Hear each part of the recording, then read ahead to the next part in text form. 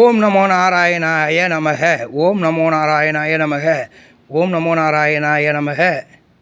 வாழ்க வளமுடன் நண்பர்களே. காரசாரமாக விவாதிக்கிறாங்கம்பாங்க. அது என்ன சாரம்?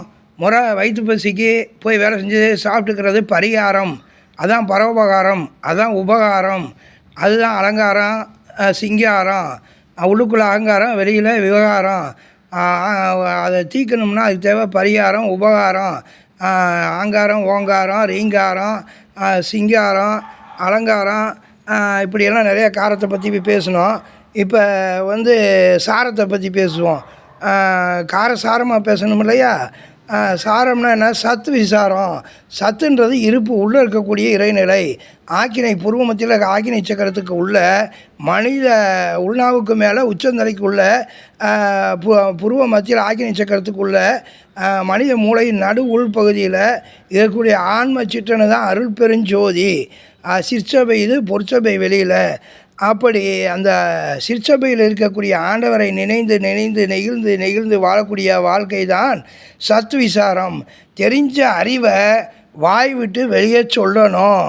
சொன்னால் தான் மற்றவங்களுக்கு கேட்குறவங்களுக்கு புரியும். கேட்காதவனுக்கு சொல்லாத, கேட்குறவனுக்கு சொல்லு நல்லா அறிவை. நமக்கு தெரியலையா, கேட்டு தெரிஞ்சுக்கணும். அதுதான் சத்து விசாரம்.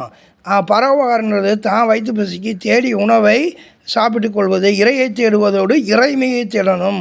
கழுத்துக்கு கீழே இறையை தேடுறோம், கழுத்துக்கு மேலே இறைமையை தேடணும். இறையையும் இறைமையும் தேடுவது தான் சத்து விசாரம், மேலே கீழே பரோபகாரம். இப்படி காரசாரமாக விவாதிக்கணும் நண்பர்களே. அது இறைமையை பற்றிய, இறைவனை பற்றிய ஒரு விழிப்புணர்வாக, ஆன்ம விழிப்பாக இருக்கணும். அதுதான் காரசாரம். காரசாரமாக சாப்பிட்றோம் இல்லையா, அந்த மாதிரி காரசாரமாக இறைநிலையை பற்றி வாழணும் நண்பர்களே. வாழ்த்துக்கள். அச்சாரம், ஆச்சாரம், உபச்சாரம், அனாச்சாரம், தவா போனால் அது விபச்சாரம்னு சொல்லுவாங்க. அந்த மாதிரி இருக்கக்கூடாது.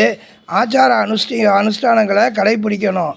ஆகவே காரசாரமாக விவாதித்து கழுத்துக்கு கீழே இறையையும் கழுத்துக்கு மேலே இறைமையையும் பற்றி, கீழே காரமாக மேலே சாரமாக, கீழே பரோபகாரமாக மேலே சத்விசாரமாக இருந்து வாழ்வோம் நண்பர்களை. புருவமத்திய ஆக்கினை சக்கரத்துக்கு உள்ளே, உள்நாவுக்கு மேலே உச்சந்தலைக்குள்ளே புருவமத்திய ஆக்கினை சக்கரத்துக்குள்ளே மனித மூளை நடு உள்பகுதியிலே சிற்சபையில் இருக்கக்கூடிய இறைவனை, பொற்சபையில் விளங்கும் பேரான்மாவாகிய இறைவன் சிற்சபையிலே ஆன்மாவாக விளங்குகிறார், ஜீவ ஆன்மாவாக.